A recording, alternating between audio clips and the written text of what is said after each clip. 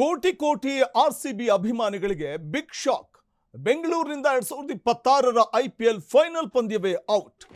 ಬೆಂಗಳೂರಿನಿಂದ ಅಹಮದಾಬಾದ್ಗೆ final match shift ಆಗಿದೆ. ಬೆಂಗಳೂರಿನಿಂದ 2026ರ IPL ಫೈನಲ್ ಪಂದ್ಯವೇ ಔಟ್ ಆಗಿದೆ. ಬೆಂಗಳೂರಿನಿಂದ ಅಹಮದಾಬಾದ್ಗೆ ಫೈನಲ್ ಮ್ಯಾಚ್ ಶಿಫ್ಟ್ ಆಗಿದೆ. ಚಿನ್ನಸ್ವಾಮಿ ಕ್ರೀಡಾಂಗಣದಲ್ಲಿ ನಡಿಬೇಕಿದ್ದಂತಹ ಫೈನಲ್ ಮ್ಯಾಚ್ ಆದರೆ ಇದ್ದಕ್ಕಿದ್ದ ಹಾಗೆ ಶಿಫ್ಟ್ ಆಗಿದ್ಯಾಕೆ? ಮೇ 31ರಂದು ಮೋದಿ ಸ್ಟೇಡಿಯಂನಲ್ಲಿ IPL ಫೈನಲ್ ಪಂದ್ಯ ನಡೆಯಲಿದೆ. ಶಾಸಕರಿಗೆ ಟಿಕೆಟ್ ಹಂಚಿಕೆ ವಿಚಾರಕ್ಕೆ ಫೈನಲ್ ಶಿಫ್ಟ್ ಆಯ್ತಾ? ಆರಂಭದಿಂದಲೂ ಕಾಡಿ ಬೇಡಿ IPL ಟಿಕೆಟ್ ಪಡೆದಿದ್ರು ಶಾಸಕರು. ಪ್ರತಿ ಪಂದ್ಯಕ್ಕೆ 1000 ಟಿಕೆಟ್ ಪಡ್ಕೊಳ್ತಾ ಇದ್ರು ರಾಜ್ಯದ ಶಾಸಕರುಗಳು. MLAಗಳ ಟಿಕೆಟ್ ಒತ್ತಡಕ್ಕೆ ಫೈನಲ್ ಮ್ಯಾಚ್ ಸ್ಥಳಾಂತರಗೊಳ್ತಾ 2022-23ರಲ್ಲೂ ಅಹಮದಾಬಾದ್ನಲ್ಲೇ ಫೈನಲ್ ಪಂದ್ಯ ನಡೆದಿತ್ತು. ಇದೀಗ 2026ರ IPL ಫೈನಲ್ ಪಂದ್ಯವೂ ಕೂಡ ಸ್ಥಳಾಂತರವಾಗ್ತಾ ಇರುವಂಥದ್ದು RCB ಅಭಿಮಾನಿಗಳಿಗೆ ಬಿಗ್ ಶಾಕ್. ಇದು ಬೆಂಗಳೂರಿನಲ್ಲಿ ನಡಿಬೇಕಿದ್ದಂಥ ಫೈನಲ್ ಮ್ಯಾಚ್ ಇದ್ಕಿದ್ದ ಹಾಗೆ ಶಿಫ್ಟ್ ಆಯಿತು ಅಂತಂದಾಗ ಸಹಜವಾಗಿ ಕಾಡುವಂತಹ ಪ್ರಶ್ನೆ ಇದು. ಅರೆ ಇಲ್ಲಿ ನಡಿಬೇಕಾದಂತಹ ಒಂದು ಮ್ಯಾಚ್, ಯಾಕಂದರೆ RCB ಅಭಿಮಾನಿಗಳಿಗೆ ಬಹಳ ಖುಷಿ ಇತ್ತು. ಅದರಲ್ಲೂ RCB ತವರು ಅಂಗಳದಲ್ಲೇ ನಡೀತಾ ಇರುವಂತಹ ಫೈನಲ್ ಮ್ಯಾಚ್ ಅನ್ನುವಂಥ ಒಂದು ನಿರೀಕ್ಷೆ, ಖುಷಿ ಇತ್ತು. ಆದರೆ ಅದೆಲ್ಲವೂ ಕೂಡ ಈಗ ಒಂದು ರೀತಿಯಲ್ಲಿ ಬೇಸರವನ್ನು ತರಿಸ್ತಾ ಇದೆ RCB ಅಭಿಮಾನಿಗಳಿಗೆ. ಬಿಗ್ ಶಾಕ್ ಇದು. ಇದಕ್ಕಿದ್ದ ಹಾಗೆ ಫೈನಲ್ ಮ್ಯಾಚ್ ಶಿಫ್ಟ್ ಆಗುತ್ತೆ ಅಹಮದಾಬಾದ್ಗೆ ಅಂತಂದಾಗ ಪ್ರತಿ ಪಂದ್ಯಕ್ಕೆ 1000 ಟಿಕೆಟ್ ಕೇಳಿ ರಾಜ್ಯದ ಶಾಸಕರು ಪಡ್ಕೊಳ್ತಾ ಇದ್ರು. MLAಗಳ ಟಿಕೆಟ್ ಒತ್ತಡಕ್ಕೆ ಸ್ಥಳಾಂತರಗೊಳ್ತಾ ಈ ಒಂದು ಫೈನಲ್ ಮ್ಯಾಚ್ ಅನ್ನುವಂಥ ಪ್ರಶ್ನೆ ಕಾಡ್ತಾ ಇದೆ.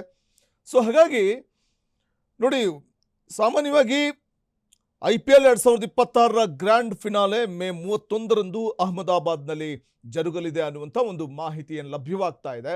ಆದರೆ ತವರಿನ ಅಂಗಳದಲ್ಲಿ ಚಿನ್ನಸ್ವಾಮಿ ಸ್ಟೇಡಿಯಂನಲ್ಲಿ ನಡಿಬೇಕಿದ್ದಂಥ ಮ್ಯಾಚ್ ಇದು. ಯಾಕಂದರೆ ಫೈನಲ್ ಮ್ಯಾಚ್ ಅಂತಂದಾಗ ಇಡೀ ದೇಶದ, ಇಡೀ ಪ್ರಪಂಚದ ಚಿತ್ತ ಆ ಫೈನಲ್ ಮ್ಯಾಚ್ನತ್ತ ನೆಟ್ಟಿರುತ್ತೆ. ಅದರಲ್ಲೂ ಬೆಂಗಳೂರಲ್ಲಿ ನಡೆಯುತ್ತೆ ಅಂತಂದಾಗ ಬೆಂಗಳೂರಿನ ಚಿನ್ನಸ್ವಾಮಿ ಸ್ಟೇಡಿಯಂ ಸೊ ಒಂದು ಸೂಕ್ತವಾದಂತಹ ಒಂದು ಅಂಗಳ ಅನ್ನುವಂಥದ್ದು ಕೂಡ ಎಲ್ಲರ ಅಭಿಪ್ರಾಯ ಆಗಿತ್ತು. ಕಾರಣ ಬ್ಯಾಟ್ಸ್ಮನ್ಗಳು ರನ್ ಹೊಳೆಯನ್ನು ಹರಿಸಲಿಕ್ಕೆ ಹೇಳಿ ಮಾಡಿಸಿದಂಥ ಒಂದು ಅಂಗಳ. ಅದ್ರ ಜೊತೆಗೆ ಅಕಸ್ಮಾತ್ ಮಳೆ ಬಂತು ಅಂತಂದರೆ ಒಂದು ಚಿಕ್ಕ ಅಂಗಳ ಆದರೂ ಕೂಡ 6-4ಗಳಿಗೇನು ಭರ ಇರಲಿಲ್ಲ. ಮಳೆ ಬಂದಂಥ ಸಂದರ್ಭದಲ್ಲಿ ತಕ್ಷಣವೇ ಸುಮಾರು ಒಂದು 1/4 ಗಂಟೆ 20 ನಿಮಿಷದಲ್ಲೆಲ್ಲ ಮಳೆ ನೀರನ್ನ ಹೀರ್ಕೊಳ್ಳುವಂಥ ಒಂದು ವ್ಯವಸ್ಥೆಯನ್ನು ಕೂಡ ಕ್ರೀಡಾಂಗಣದಲ್ಲಿ ಮಾಡಲಾಗಿರುವಂಥದ್ದು.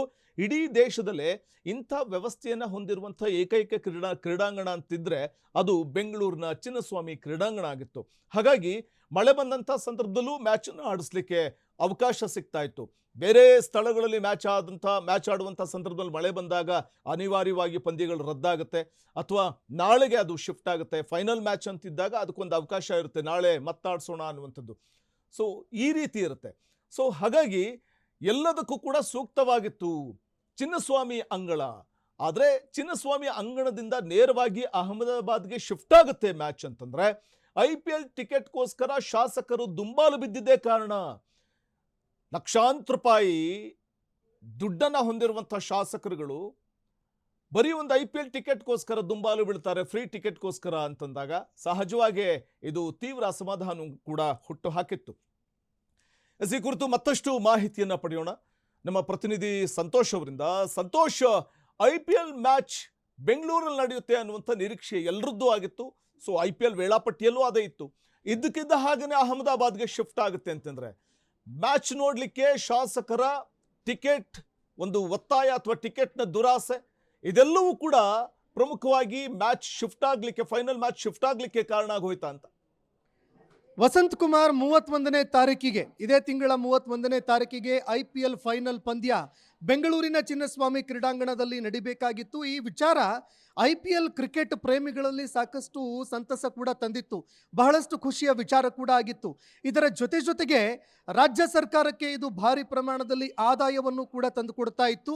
ಜೊತೆಗೆ ನಮ್ಮ ರಾಜ್ಯದಲ್ಲಿ ಇರುವಂತಹ ಏನು ಕ್ರೀಡಾ ಪ್ರೇಮಿಗಳಿದ್ದಾರೆ ಆ ಕ್ರೀಡಾ ಲೋಕಕ್ಕೂ ಕೂಡ ಸಾಕಷ್ಟು ರೀತಿಯಾದಂತಹ ಕೊಡುಗೆಗಳು ಕೂಡ ಈ ಒಂದು ಮ್ಯಾಚ್ನಿಂದ ಸಿಗಬಹುದಾಗಿತ್ತು. ಆದರೆ ಈ ಪಂದ್ಯ ಈಗ ರದ್ದಾಗಿದೆ ಅನ್ನುವಂತಹ ಮಾಹಿತಿಗಳು ಲಭ್ಯವಾಗ್ತಾ ಇದೆ. ಅಂದರೆ ಬೇರೆ ಕಡೆಗೆ ಶಿಫ್ಟ್ ಮಾಡಲಾಗಿದೆ ಅನ್ನುವಂತಹ ಮಾಹಿತಿಗಳು ಲಭ್ಯವಾಗ್ತಾ ಇದೆ. ಇದಕ್ಕೆ ಹಲವಾರು ರೀತಿಯಲ್ಲಿ ಚರ್ಚೆಗಳಾಗ್ತಾ ಇದೆ. ನೋಡಿ, ನಮ್ಮ ರಾಜ್ಯದ ಅಧಿವೇಶನದಲ್ಲಿ ಯಾವ ವಿಚಾರಗಳು ಚರ್ಚೆ ಆಗಬೇಕು, ನಮ್ಮ ಜನಸಾಮಾನ್ಯರ ಸಮಸ್ಯೆಗಳಾಗಿರಬಹುದು ಅಥವಾ ನಮ್ಮ ರಾಜ್ಯದ ಸಮಸ್ಯೆಗಳಾಗಿರಬಹುದು, ನಮ್ಮ ಸ್ಥಳೀಯ ಸಮಸ್ಯೆಗಳ ಬಗ್ಗೆ ಚರ್ಚೆ ಆಗಬೇಕಾಗಿತ್ತು, ಅದಕ್ಕೆ ಪರಿಹಾರವನ್ನು ಕಂಡುಕೊಳ್ಬೇಕಾಗಿತ್ತು. ಆದರೆ ಅಧಿವೇಶನದಲ್ಲಿ ಈ ಕ್ರಿಕೆಟ್ ಟಿಕೆಟ್ನ ವಿಚಾರ ಚರ್ಚೆ ಆಗುತ್ತೆ ಅಂತಂದ್ರೆ ನಿಜಕ್ಕೂ ಕೂಡ ಹಾಸ್ಯಾಸ್ಪದ. ಈ ಹಿಂದೆ ಅಂತಹದ್ದೊಂದು ಪ್ರಹಸನಕ್ಕೆ ನಮ್ಮ ಕರ್ನಾಟಕ ಸಾಕ್ಷಿಯಾಯಿತು.